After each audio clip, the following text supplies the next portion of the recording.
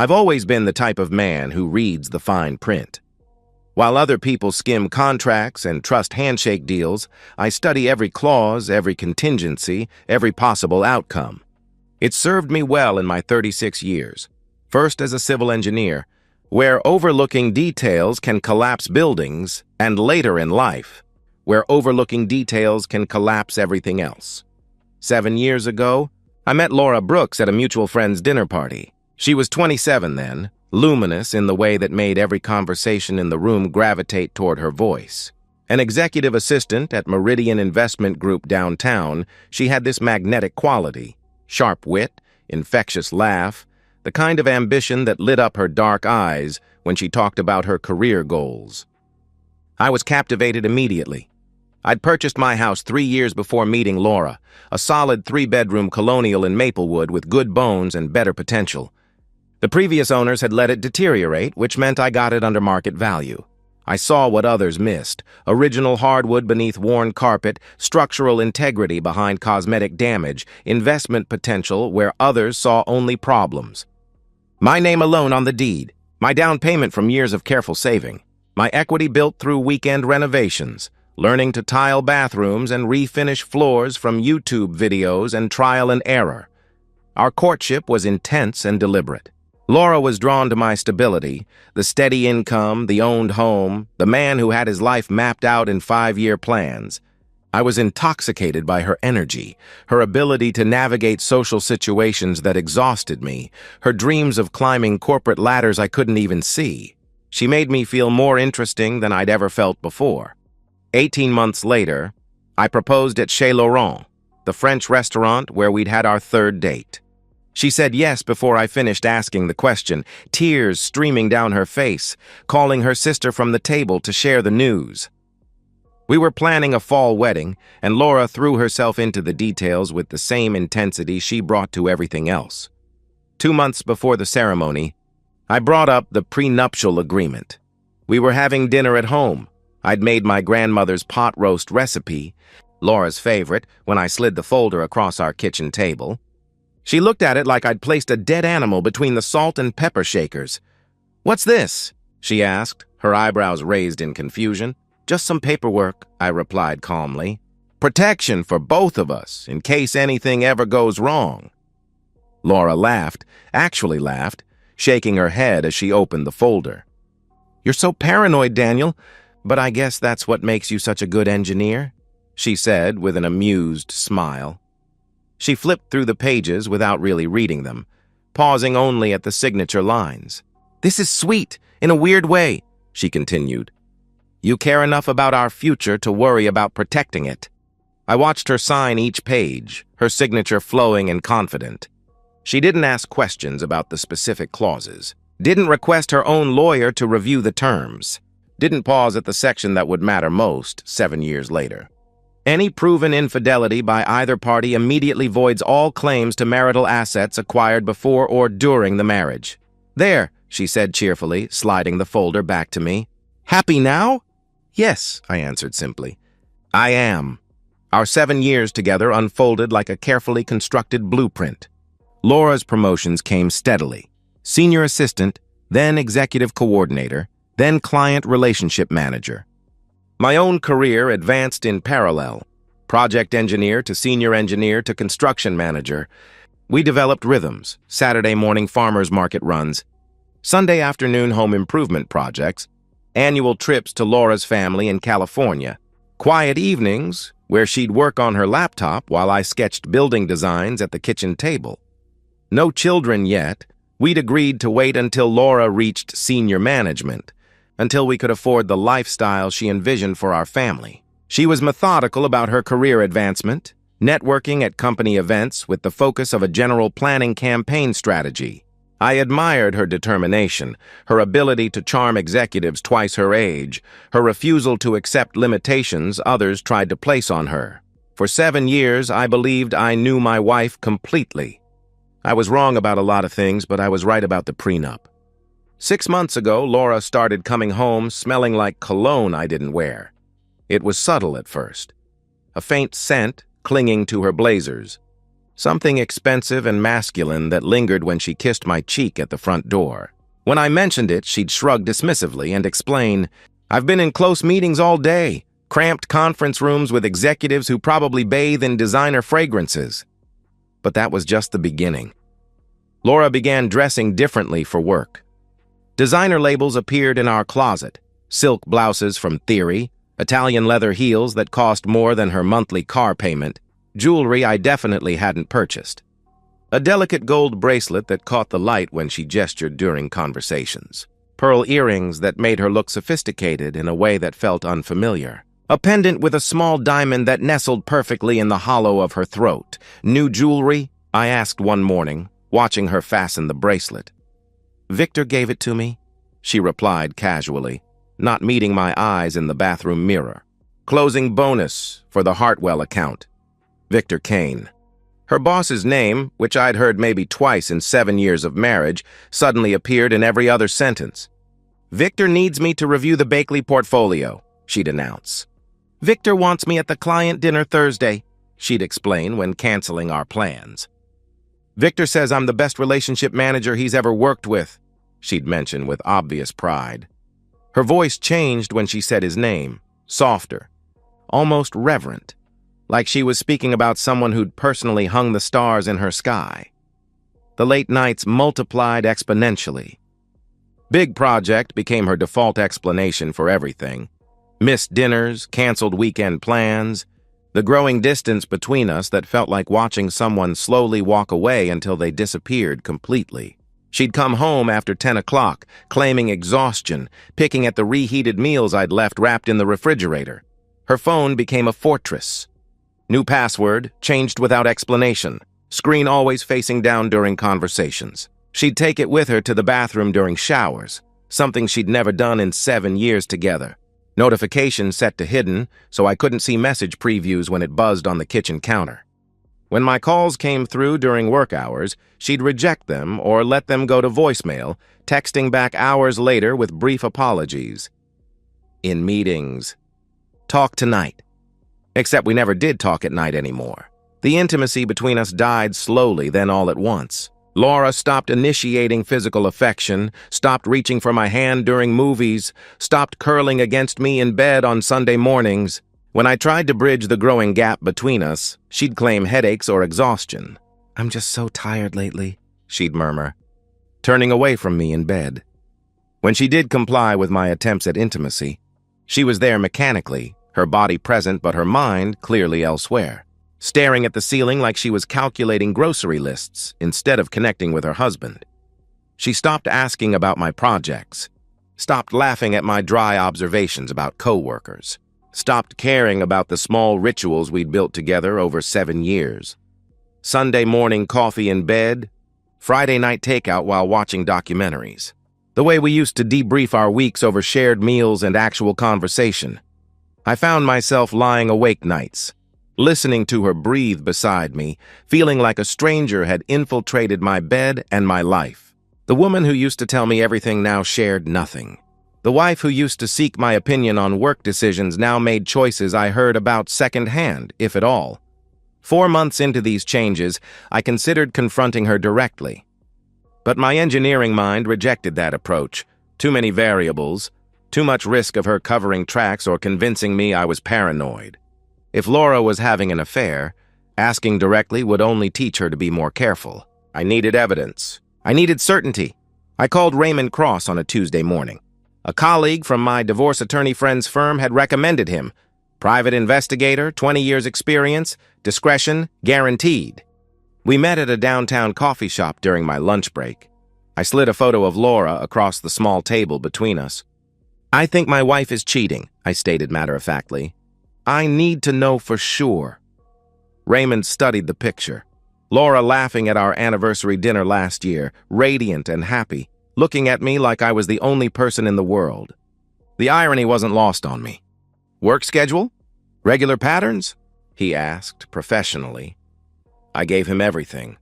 Her office address, typical hours, the mysterious late meetings that seemed to happen every Tuesday and Thursday. Raymond quoted his rates, $3,000 retainer, detailed reports, photo evidence if applicable. I paid in cash. How long do you want me on this? He inquired. Until you find proof she's cheating, I answered firmly, or until I'm convinced I'm wrong. It took Raymond 3 weeks.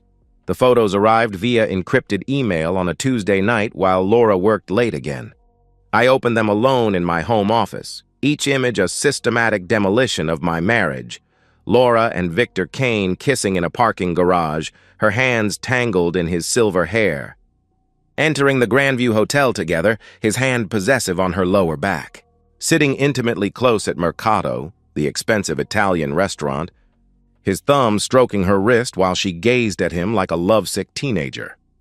I stared at the evidence for an hour, my face expressionless, my engineer's mind already shifting from grief to calculation. Then I called Margaret Sinclair, the best divorce attorney in the city. I didn't tell Laura about the photos. Instead, I started installing cameras in every room of our house. If Victor Kane wanted to destroy my marriage, I'd make sure the whole world watched it happen. The 2 weeks following Raymond's report were the most controlled performance of my life. Every morning, I woke beside Laura, kissed her forehead, and asked about her day with the same gentle concern I'd shown for 7 years. "Sleep well?" I'd inquire softly. "Big day ahead?"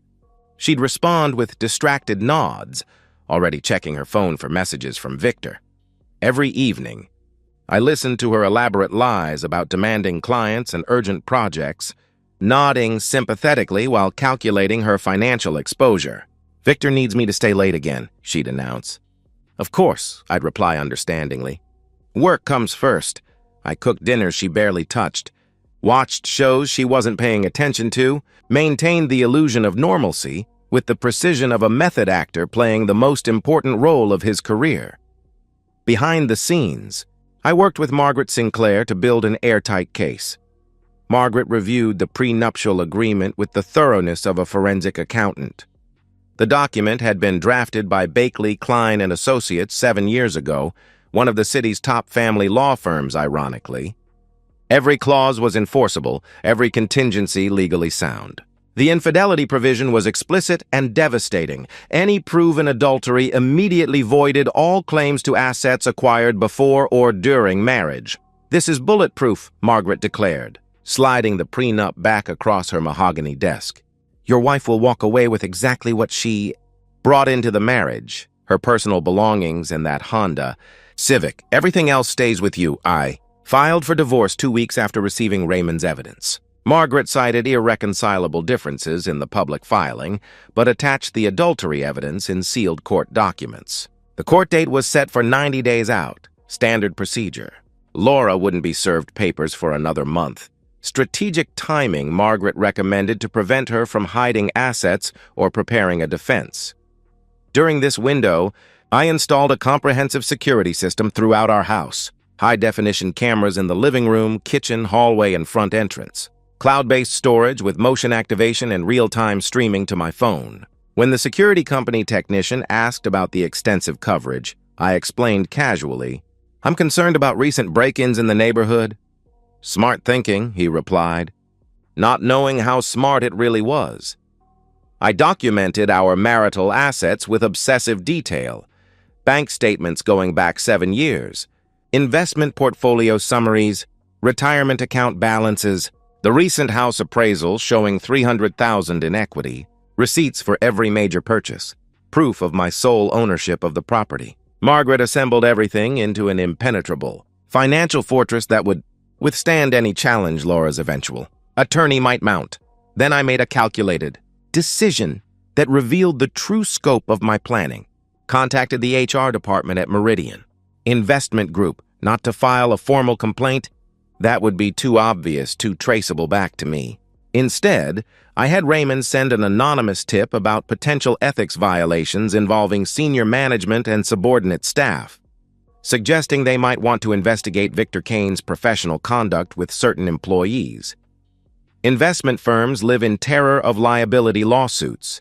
Sexual harassment claims, preferential treatment allegations, workplace relationship scandals, any of these could trigger regulatory investigations and massive financial exposure. HR departments at firms like Meridian don't ignore anonymous tips. They investigate them with the paranoia of people whose bonuses depend on avoiding scandals. I also began subtle social preparation. At dinners with mutual friends, I'd mention casually that Laura seemed stressed lately. "I'm worried about her work demands," I'd confide to our friends Mark and Sarah over dinner. "I just hope our marriage can survive her increasingly demanding career." "You're such a supportive husband," Sarah would respond sympathetically. "Laura's lucky to have you. If only she knew." My emotional state during this preparation phase surprised me. I expected rage, devastation, the classic stages of grief everyone talks about. Instead, I felt oddly calm, almost clinical. Grief would come later, I told myself. During those 2 weeks, I felt like I was back in college, solving a complex engineering problem. Variables, constraints, optimization, finding the most efficient path to the desired outcome. The difference was, the stakes weren't a grade. They were my entire life. I spent my evenings in the home office, reviewing divorce paperwork and surveillance reports, while Laura worked late with her lover 20 floors above downtown. The irony wasn't lost on me. She was building her new life while I was systematically dismantling the old one, and neither of us knew what the other was doing. One night, I sat at my desk reviewing the financial statements Margaret had prepared when I realized I felt no guilt about what was coming. Laura had made her choices with full knowledge of their potential consequences. Victor had walked into another man's marriage with arrogance and entitlement, assuming the methodical husband would simply step aside when confronted with his superior charisma and financial power. They were both about to learn what happened when you underestimated the man who always read the fine print. Laura came home that night after 11, kissed my cheek absently, and disappeared upstairs. I watched her go, then returned to my laptop where Raymond's latest surveillance photos were waiting. Laura and Victor from that very evening, laughing over wine at the Grandview Hotel bar, her hand resting on his thigh, looking happier than I'd seen her in months. I closed the laptop and whispered to the empty room. One more week. On Tuesday evening, exactly 3 weeks after I filed for divorce, Laura walked through our front door holding Victor Kane's hand. He'd come to my house to claim my wife. He had no idea he was walking into a trap. I was reading a structural engineering journal on the living room couch when I heard the key turn in our front door. 8:47 p.m., later than usual for Laura's client meetings. Then I heard something that made my pulse quicken. 2 sets of footsteps. The cameras were recording. Laura entered first, and behind her, holding her hand with casual possessiveness, was Victor Kane. I recognized him immediately from Raymond's photographs. 6'2", broad shoulders filling an expensive charcoal suit, salt and pepper hair styled with the precision of a man who'd never been told no in his privileged life. He surveyed my living room with barely concealed contempt, like a real estate developer touring a property he was considering demolishing. I looked up from my journal, set it carefully on the coffee table. "Can I help you?" I asked calmly. Victor laughed, actually laughed, and walked deeper into my living room without invitation. His confidence was staggering, the arrogance of a man accustomed to taking whatever he wanted simply by wanting it. "Actually, yeah," he replied with condescending amusement. "I'm here to talk to you about Laura." His tone was like he was explaining basic mathematics to a child. Victor sat on my couch, spread his arms across the back cushions like he already owned the furniture, and delivered his speech with the casual cruelty of someone who'd clearly rehearsed these words. "Look, Daniel," he continued, "we both know this marriage has run its course. Laura deserves better than whatever this is." He gestured dismissively at our home, at me, at 7 years of shared life. "And I'm here to do the right thing. I'm asking you to let her go cleanly. No hard feelings." Laura stood beside him, chin raised, trying to project confidence, but her eyes betraying nervousness. She'd worn her best dress for this occasion, I noticed, the black one I'd bought her for our anniversary dinner 2 years ago. The symbolism felt intentional. "It's time we stopped pretending, Daniel," she added, her voice carrying forced maturity. "You and I have been over for a while. We both know it." I let them finish their prepared presentation. Then I stood, walked to the kitchen where I'd prepared the manila envelope that morning, and returned. I dropped it on the coffee table between them with a heavy thud that echoed in the sudden silence. "What's that?" Laura asked, her confidence cracking like ice under pressure. "Private investigator's report," I replied, my voice ice cold. "Photos, videos, timestamps, witness statements. You two have been screwing for 3 months. Tuesday and Thursday evenings mostly. The Grand View Hotel, Suite 412. You're creatures of habit." Victor's smirk evaporated like smoke. Laura went pale, her hand reaching toward the envelope, then pulling back like it might burst into flames. I continued, each word a surgical strike designed for maximum damage. "I filed for divorce 3 weeks ago. The prenuptial agreement you signed, Laura, the one you didn't bother reading, clearly states that infidelity voids all claims to marital assets. You get nothing. No house, no savings, no retirement accounts. You'll leave this marriage exactly as you entered it, with your car and your clothes." Laura tried to stand, panic overtaking her carefully constructed composure. "Daniel, wait," she pleaded desperately. "We can talk about this." "Sit down," I commanded sharply. The authority in my voice made her collapse back onto the couch like her strings had been cut. I turned to Victor, and the temperature in the room dropped to Arctic levels. "And you," I said coldly. "You're trespassing. Those cameras," I pointed to the living room security system, "are recording everything. You entered my home without invitation and attempted to intimidate me into surrendering my wife.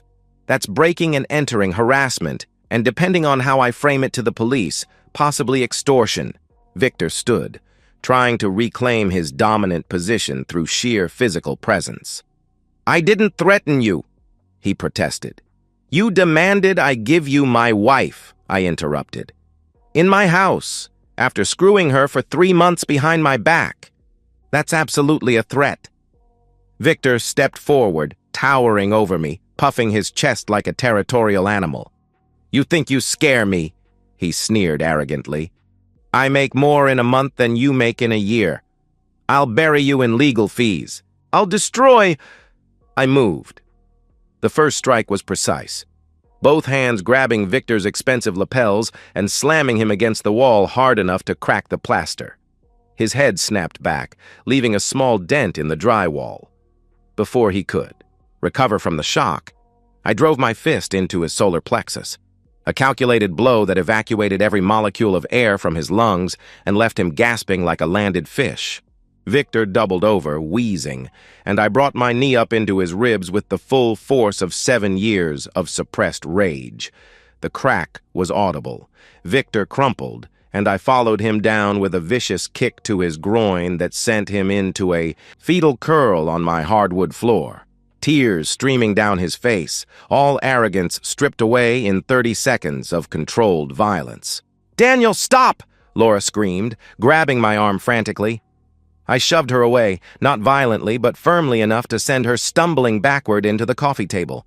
I stood over Victor, breathing steady, knuckles split and bleeding, looking down at the man who thought he could walk into another man's home and steal whatever caught his fancy. "Get out of my house! Now!"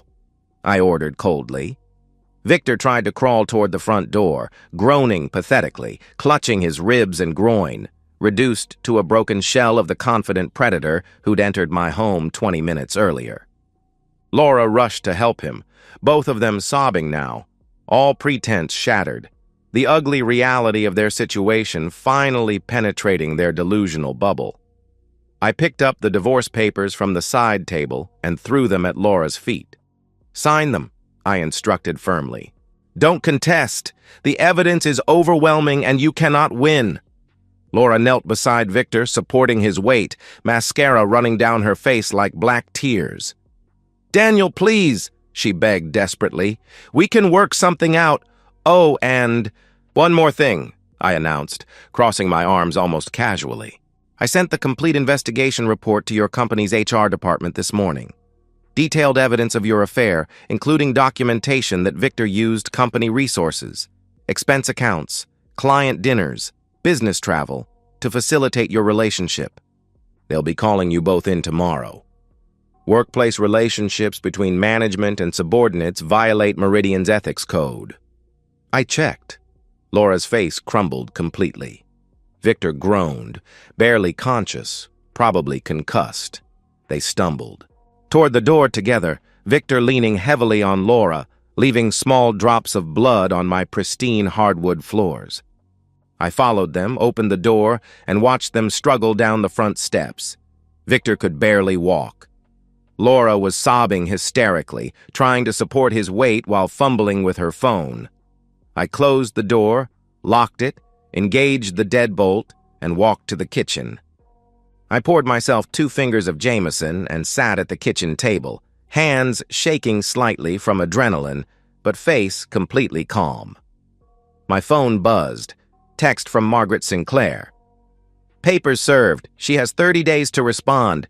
Judging by the security footage you're streaming me, I don't think she'll contest. I allowed myself a small smile. The next morning, Laura and Victor learned that destroying a marriage has collateral damage far beyond a living room.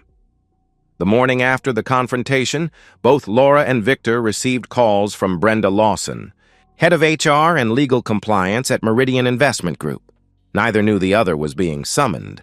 Neither suspected the systematic destruction about to unfold. Margaret received the details through court filings and discreet inquiries Raymond made with contacts throughout the financial district. The investment world is surprisingly small, and scandals travel fast. Brenda sat across from Laura in a sterile conference room at 9 a.m. sharp, a thick folder between them. My investigation report, meticulously organized and legally devastating. Brenda's expression was professional but cold, the look of someone delivering a terminal diagnosis. We've received comprehensive evidence of a workplace relationship between you and Victor Kane that violates company policy. Brenda began without preamble, her voice clinical. The evidence includes photographs, hotel records, expense report irregularities, and witness testimony spanning 3 months. Laura tried to explain, stammering nervously. It's not what it looks like. This is recent, and it doesn't affect my work. Mr. Kane used company credit cards for personal dinners with you, Brenda interrupted sharply. He approved expense reports for travel where you shared accommodations. He gave you bonuses and raises that our review suggests were not merit-based. This creates massive liability for the firm. Sexual harassment claims, preferential treatment, financial impropriety. The parallel conversation with Victor happened simultaneously in another conference room. He tried to bluster, threatening legal action. This is harassment, he declared indignantly.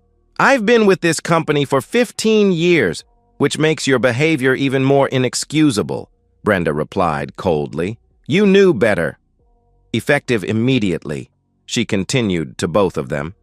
In separate rooms, you are terminated for gross violation of our ethics code and professional conduct standards. Security will escort you out. You have 1 hour to collect personal belongings. Your final paychecks will be mailed. Any attempt to contact clients or employees will result in legal action for corporate espionage. Their walk of shame became legend in downtown financial circles. Both escorted by security through the main office during peak morning hours, carrying boxes of personal items while hundreds of colleagues watched in stunned silence. Phones appeared, taking photos, typing messages.